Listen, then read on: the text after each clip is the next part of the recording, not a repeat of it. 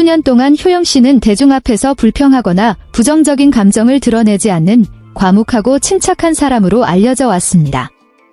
가족이 운영하는 건어물 가게가 여러 우여곡절을 겪을 때도 그는 항상 온화한 미소와 함께 다 괜찮습니다 라는 한마디로 평온한 모습을 보여주었습니다. 그랬기에 효영 씨가 처음으로 가게의 적자 상황을 솔직하게 털어놓은 사실은 많은 이들에게 놀라움과 동시에 안타까움을 안겨주었습니다. 서진이가 파는 것보다 팬들에게 나눠주는 게 더 많습니다 라는 그의 농담 섞인 하소연은 온라인 커뮤니티와 SNS를 통해 빠르게 퍼져나갔습니다. 하지만 그 말 속에는 원망이 아닌 가족 간의 깊은 정, 그리고 이익보다 사람을 우선시하는 가족의 가치관과 돈으로 계산할 수 없는 희생의 이야기가 담겨 있었습니다. 건어물 가게는 오래전부터 효영 씨 가족의 주된 생계 수단이었습니다. 그곳은 단순한 일터가 아니라 어머니의 새벽 공기 가득한 빗질과 아버지의 굳은 살 박인 손마디가 스며든 소중한 기억의 공간이었습니다. 효영 씨에게 그 가게는 자신의 몸의 일부와 같아서 아무리 힘들어도 결코 포기할 수 없는 곳이었습니다. 서진 씨의 인기가 높아지면서 가게는 팬들의 성지가 되었습니다.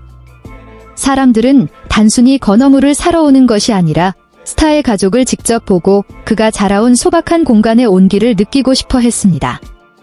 이는 세간의 관심을 불러일으켰지만 효영 씨가 예상치 못한 현실적인 문제들도 함께 가져왔습니다.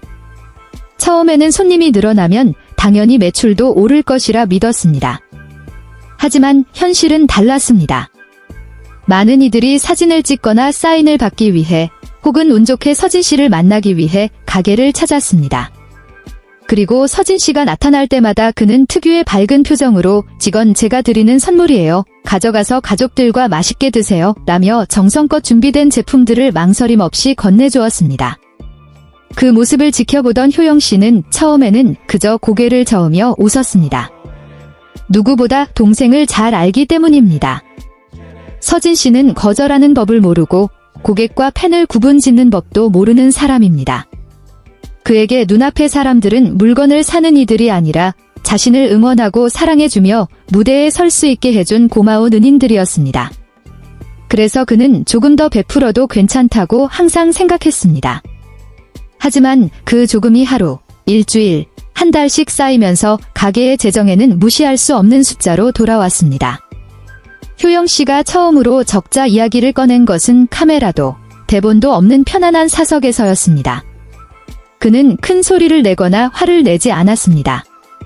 그저 아주 낮은 한숨과 함께 "요즘 가게가 정말 힘드네요. 서진이가 파는 것보다 선물로 주는 게 더 많아서요 라고 을조렸을 뿐입니다.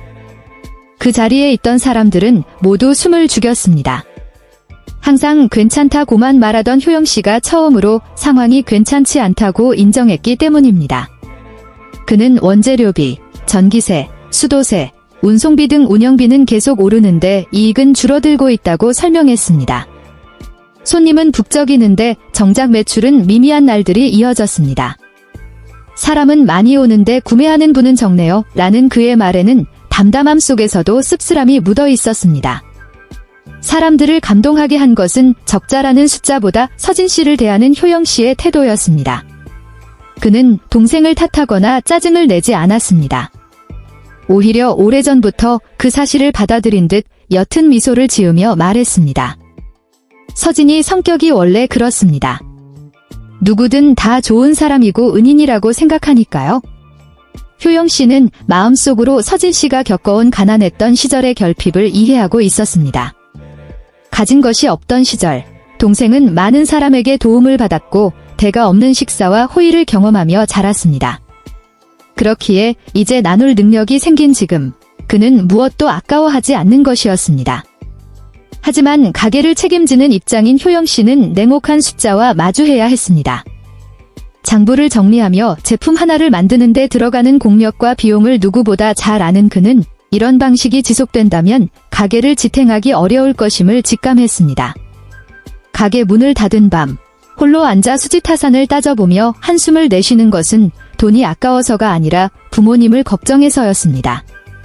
이 가게는 단순한 사업장이 아니라 가족 모두의 정신적 지주였기에 가게가 흔들리면 가장 마음 아파할 분들이 바로 부모님임을 잘 알았기 때문입니다. 아이러니컬하게도 부모님은 오히려 이익이나 손해에 전혀 개의치 않으셨습니다. 효영 씨가 어렵사리 가게 형편을 언급했을 때 어머니는 인자한 목소리로 말씀하셨습니다. 이익이 나든 손해가 나든 중요하지 않다.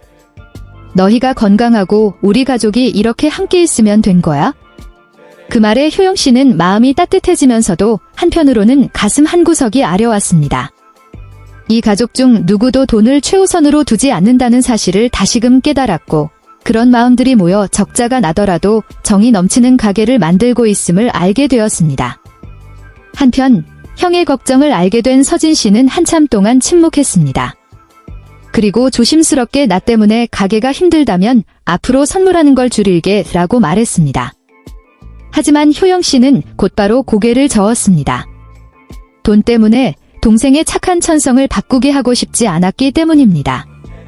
너는 그냥 지금처럼 있어라. 가게 일은 형이 알아서 하마. 이 대답은 효영 씨가 가족 내에서 어떤 역할을 하고 있는지 명확히 보여주었습니다. 그는 언제나 중간에서 굳은 일을 도맡으며 다른 가족들이 자신의 본 모습대로 살아갈 수 있도록 든든한 버팀목이 되어주었습니다. 이 사연이 알려지자 많은 팬은 미안한 마음을 전해왔습니다. 적지 않은 이들이 다시 가게를 찾아 단순히 선물을 바라거나 사진만 찍는 것이 아니라 진심으로 제품을 구매하며 응원하기 시작했습니다. 우리는 받으러 온 게 아니라 보답하러 왔습니다라는 손님들의 말도 이어졌습니다. 가게의 상황은 조금씩 안정되었지만 효영 씨의 고백은 많은 이들에게 여운을 남겼습니다. 누군가의 선의가 균형을 잃었을 때 그 이면에서 누군가는 묵묵히 그 무게를 짊어지고 있다는 삶의 진실을 보여주었기 때문입니다.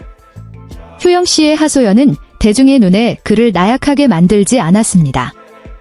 오히려 그를 더 가깝고 인간적인 사람으로 느끼게 했습니다. 그는 항상 강하기만 한 사람이 아니라 지치고 걱정할 때도 있는 보통의 사람이지만 그럼에도 침묵과 인내로 가족을 지키기로 선택한 것뿐이었습니다. 동생을 향한 그의 말들은 비록 무력함이 섞여 있었을지라도 사랑으로 가득했습니다. 그 한마디 한마디에서 동생의 장점뿐만 아니라 삶을 고단하게 만드는 그 여린 마음까지도 깊이 이해하고 있는 형의 진심이 느껴졌기 때문입니다. 결국 이 이야기는 어느 가게의 적자 소식이 아니라 한 가족이 살아가는 방식에 대한 이야기입니다. 이익과 정 사이에서 그들은 언제나 정을 선택했습니다. 그리고 그것이야말로 장부에는 적을 수 없는 이 건어물 가게가 지닌 가장 큰 가치일 것입니다.